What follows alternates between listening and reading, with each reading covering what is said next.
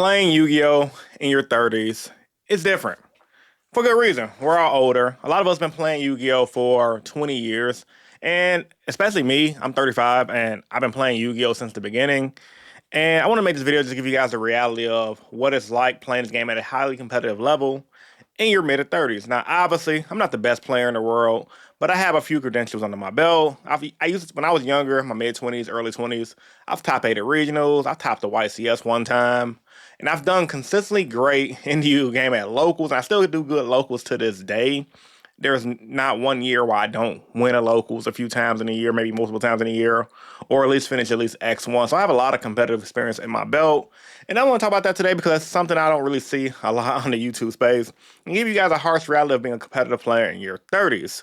One of the main things that's kind of hard about playing Yu-Gi-Oh! In your 30s is it's hard to keep up with the meta while working. It's damn near impossible, in my opinion, because you have to literally go to work. Most of us work at the very least 8 hours if you're working like a regular job. A lot of you guys out there, like my buddy Charles, who doesn't play Yu-Gi-Oh, but he does play other card games. You guys have jobs where even when you clock out, you're not really fully clocked out because you have a lot of people reaching out to you for different things. You have to like go from like maybe different stores. You have to always answer emails. I know a lot of you nurses and people who work in corporate offices deal with this a lot. And you can never really turn your work brain off to focus on your hobbies like Yu-Gi-Oh! Because most of the time when you have a hobby like Yu-Gi-Oh!, Magic, Pokemon, Beyblade X, even if you Beybladers out there like myself, the locals fall on certain days. So you come into a conclusion where it's like, well, I can call off work or find a job that's going to be that specific day off. Or I can go to locals, and or you can just take your good job and call it a day. And the biggest caveat is, like, cause I've had this happen to me before, especially in my younger years before I hit my 30s. You'll be going to a locals that's really good, and then your locals close down, and now you're at a job. They give you that specific day off that you asked for, and or your days off just rotate throughout the week, but you never can find a day off on a day that makes it viable for you to play cards, and then you get stuck in the loop of not being able to keep up with the meta.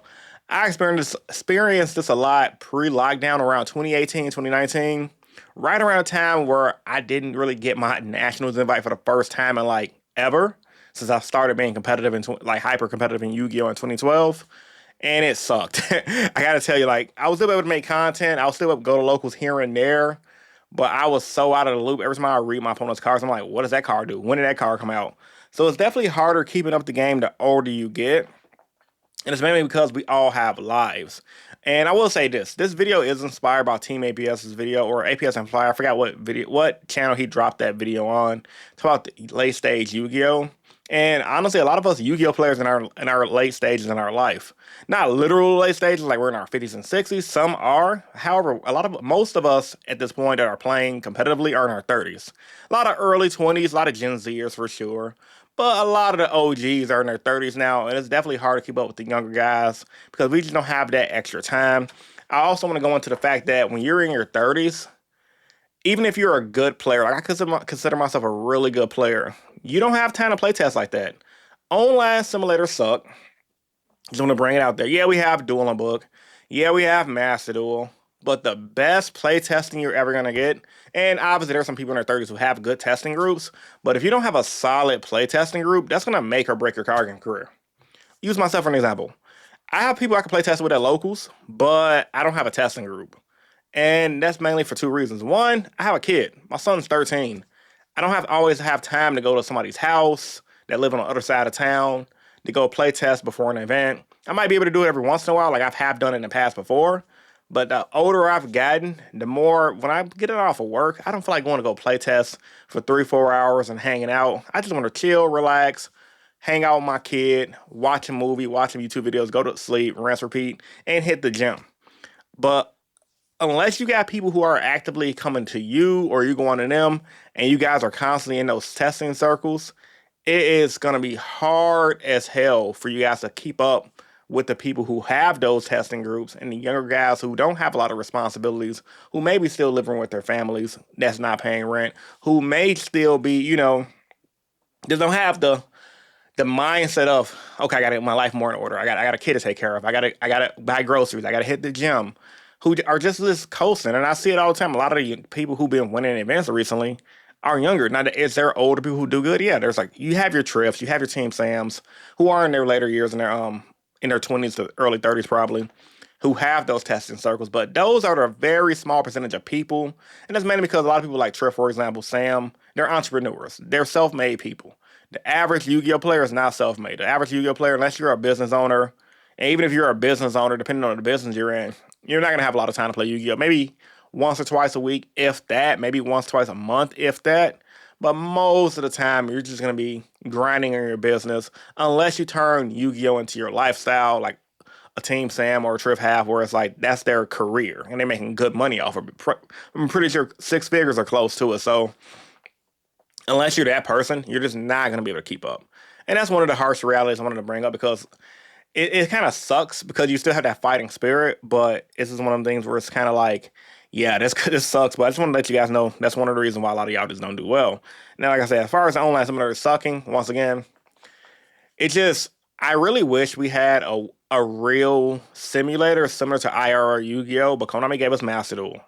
And while it's automated, it sucks because it's its own format. So that's not good for playtesting. And then while we do have Dueling Book, which is good for playtesting, a lot of people who are older and are not older use nowadays. The thing with Dueling Book is, for you guys that don't know, until you grind into the top or upper ranks and get into competitive decks, you got to deal with trolls, disrespectful people who don't understand rulings. A lot of times, a lot of us play test a lot at night. I experienced this heavily when I was practicing for YCS Houston. I actually made day two and I almost topped the event. I just didn't have a topping record. I was like X2-2 or something like that. But long story short, them draws screw me over. And literally, I would deal with people playtesting 3, 4 in the morning that would rule a shark, which is fine to a certain extent. I get it, but at the same time, I was like, dude, really? It's playtesting. And or people who just want to outright cheat you, troll you, and you're not getting a quality of testing in. It doesn't compare to like an actual testing group. And honestly speaking, real talk, a lot of you guys may relate to this one as well. Going to events just don't hit the same in your 30s like it did in your 20s. Like in my early 20s, I didn't play Yu-Gi-Oh as much. Well, I'm contradicting myself. Let me back up.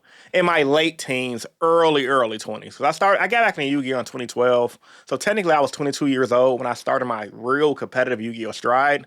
I was always a competitive player going to locals when I was younger, but I quit Yu-Gi-Oh in 2006 to play the Naruto CCG.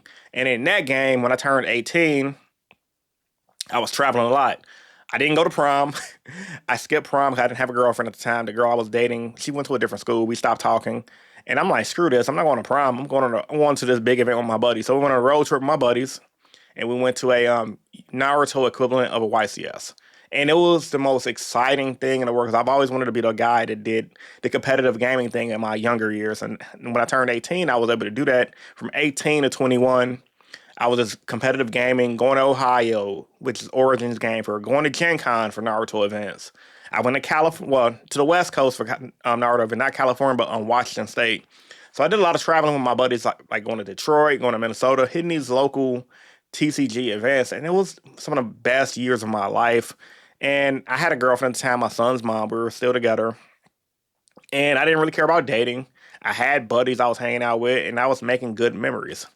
Fast forward to 2011, when me and my original group disbanded, and I came back into Yu-Gi-Oh! Late 2011, early 2012. My son's mom was pregnant with my son, and I still kept up with the competitive card game life to a certain degree, not as much as I did in the previous years. It was still fun because I still had a new Yu-Gi-Oh! Group, but the older I got, especially into my fast forward years later to my early 30s, it just didn't hit the same no more, bro. And this is kind of why a lot of people say, hey, you going to this YCS, going to this regionals? I was like, maybe, I don't know. And it's because, like, I'm not doing it with my OG crew anymore. And there's nothing wrong with the new people I met over the years. I met a lot of great people. But it just don't hit the same with like it did when you first did it. And then fast forward to now in my mid-30s, in the year I said, hey, at the start of last year in 2024, I was like, I'm going to take competitive Yu-Gi-Oh! Seriously again, give it one last hoorah and see where this goes. I did pretty well for myself. I did YCS Indiana, made day two with Yugioh. I scrubbed out day two, but that's neither here nor there. Same thing with this year with YCS Houston. Made day two with I forgot what Rizal Miss Rugi or whatever deck I was playing. I think it was Pure Rizal. regardless, I still made day two, and I'm still proud of myself because the competition for Yu-Gi-Oh has gotten way harder over the years than it did in my early 20s. But the difference between my mid 30s and my early 20s going to these events was night and day. It was from the same kind of environment.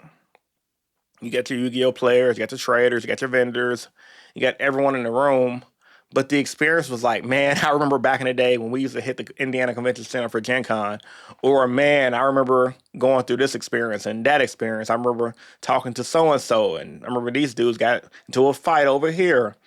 And I get a flashback of memories every time I travel. I travel alone mainly for the most part. I'll meet up with people from my locals at the venue, but I typically travel alone, and mainly because I have trust issues with people. I don't really trust a lot of people, and people I do trust, a lot of the times they either have the room booked already, and or sometimes they do things where it's like a little farther from the convention center. And I told myself, really, honestly, in my 30s, mid 30s, I'm not doing the whole thing I did in my early 20s where I gotta go get a place near the venue, a mile away, and then drive to the venue. I just want to be the dude that walks to the venue. And I ain't gonna lie, I recommend it for anybody who can afford it. If y'all can afford it, get you a hotel that's walking distance to the convention center. It'll save you a lot of headache. It's actually pretty cool. And if you're like me, you like to go out while you're on out of town, you might meet a chick. It's easy to say, hey, I'm in town for the weekend. Let's go to this hotel. Maybe you can get it cracking. Not to say that happened with me. I haven't had the experience yet, but it's still out there for you guys that may have it like that. But yeah, it just didn't hit the same anymore. And I think it's not because I hate Yu-Gi-Oh! I actually love the card game a lot. It just, you know, it's one of them things where it's kind of like you kind of get bored of doing the same thing over and over, rinse and repeat for 20 freaking plus years. But we do it for the love of the game for us who still go to these events outside of the whole, prize structure and things like that. And that's kind of why I fight for the prize structure in my previous videos where you guys have been just hating on Yu-Gi-Oh! Is because I want the younger players to actually get rewarded for doing well. And not to say that the younger players care about the rewards they're getting, but as an older player who's been doing this for a long time, I see younger players and older players as well selling their trophies and selling their merch that they win. And I always tell people, do not sell your trophies, bro. I don't care if you have 1,000 trophies. Don't sell your trophies. And the reason why I say this is because, like, dude, when I played Naruto CCG, all the playmats I won, because we didn't get trophies in the game. We got like little token pins. I lost them all. I don't know. I didn't take care of it. I really wish I would have my Kage pin, because at one point I was one of the highest ranked players in the Naruto CCG in the Midwest back in 2009. I was a Kage rank. That's because I went to an event and did really well for myself. I got like second place, but the guy who won was from Florida, so he was out of the region, so I defaulted to the highest ranked player in my region. But I regret losing my pin, which would have been the equivalent of a YCS trophy. And I regret selling all my old Naruto playmats because those are memories. I mean, I got the memories still up here, but I wish I still had some of that merch to have to, pass down on my son, maybe when he gets older one day, or just to look at it as memories from a time where I was hyper competitive and I hung out with a group of guys I was competitive with. And I see the same thing with these Yu-Gi-Oh players, that younger guys that are doing it. And it's like, these guys are going to regret it when they get older, man, selling their trophies, selling their playmats. The playmats is like, whatever, you kind of get tired of having those, but I always tell people, at least keep one of every playmat, but keep your trophies. Like, that's going to be memories for when you get older, and you're going to really wish you still had that stuff when you're older. One thing I want to talk about as well, that about Yu-Gi-Oh! In your 30s, the game is really super expensive, but people can afford it, but at the same time, the economy is kind of bad, and the passion is kind of gone. Like, for years on end playing Yu-Gi-Oh, I've seen people just pay $100 for a car, $80 for a car. I myself bought Fuwalos for 60s and 40s this previous year to try to keep up with the competitive game. And while I did keep up to a certain extent, it's like, bro, once I got into Beyblade X earlier this year with my son, because I've been playing Beyblades for a long time, but like actually with the competitive scene, I never done it before. And I saw how cheap it was to have an enjoyable hobby that was really fun. And I see all these other people playing things like Pokemon, Magic to a certain degree, depending on what format you're in. And they're paying pennies on a dollar essentially compared to Yu-Gi-Oh! And they're still enjoying their game. I'm like, bro, something's fundamentally wrong with the way us Yu-Gi-Oh! Players view Yu-Gi-Oh! I don't want to pay 80 to $100 to stay competitive in the game. Even if I keep my staples, it's kind of like, well, okay, I kept my staples, but they're gonna get reprinted out the wazoo anyway. But I still paid for it in the long run anyway, because there's always gonna be a new staple you're gonna have to pick up. and they're still gonna fork out more money to get the staples because everybody always selling things for the highest price, and people are gonna pay those highest prices, which keep cars going up. It's supply and demand. It's simple business. It gets tiring after a while, honestly. It gets really tiring. And Konami can easily fix this with the game as far as like reprinting when things first come out, give us multiple rarities, like make a staple card a common and ultra rare or however rarity they want to do to make it easily accessible to everyone, but they don't do it. And that makes the prices go up, and that makes people like a lot of people like myself say, you know what, I'm tired of this, I'm checking out. I'll keep my one deck and I'm just gonna sell everything else. But hey, everybody who want to do it, go ahead, man. But I'm saying that the way the economy is right now, I'm surprised players are still affording these expensive decks. And I know Yu-Gi-Oh players are small percentage people. Yu-Gi-Oh players are very smart. Most of them have good jobs, but a lot of them don't have good jobs. A lot of them are probably taking their decks out on credit, burning up credit cards just to play a game that really don't reward you that financially. It just don't make no sense to me. But I blame the Yu-Gi-Oh players. Can't really blame Konami. They print the stuff. Yu-Gi-Oh players pay the price, and the prices stay the same in the secondary market. And honestly, last thing I want to talk about, I pretty much talked about everything I wrote down right here. Um, a lot of times in our 30s, I don't know if this is just me, I'll see things like somebody cheating, for example, like stacking or whatever. I'll just destack their deck, or somebody trying to cheat me by playing, moving their hands around fast. And I just look at them like, bruh, really? And I just be like, all right, man, I'm paying attention, and I used to call it out when I was younger here and there. But now I'm older, I'm just like, bro, this is so annoying. But I know every game you deal with cheating, but you just kind of get like, bro, this is so childish.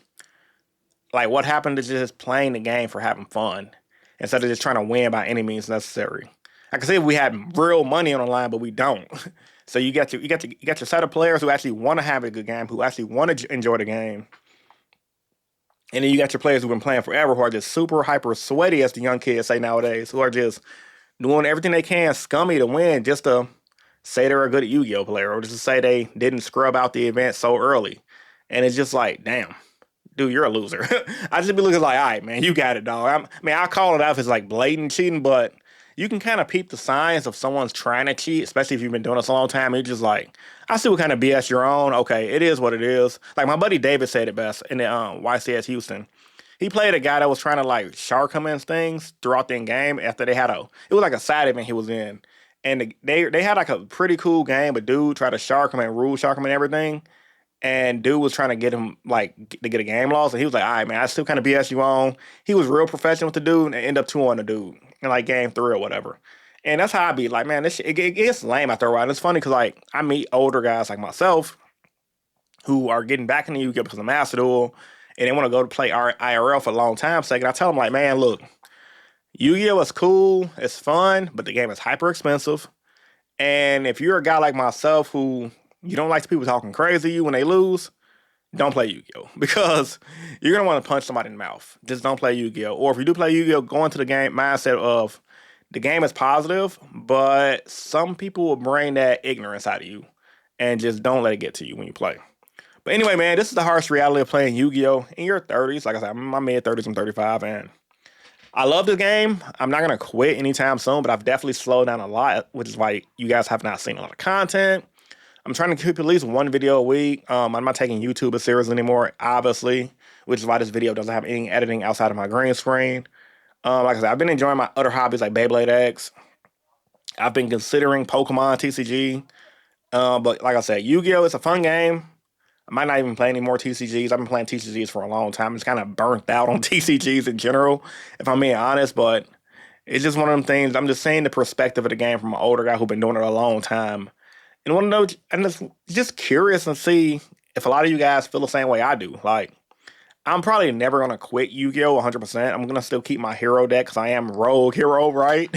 But at the same time, it's kind of like, yeah, man, I've been doing this a long time, and it's kind of like, I don't know. When does it all end? What would we get from this game? I just think about these things a lot. But anyway, man, do you guys experience the same thing last experience? If you guys are a 30-year-old Yu-Gi-Oh player, let me know in the comments section down below how you guys feel about this topic and the things you guys experience. But yeah, man, it's your boy Rogue Hero, bringing you guys another discussion topic, and I'm signing out. Peace. See you guys in the next video, whenever that is. Peace.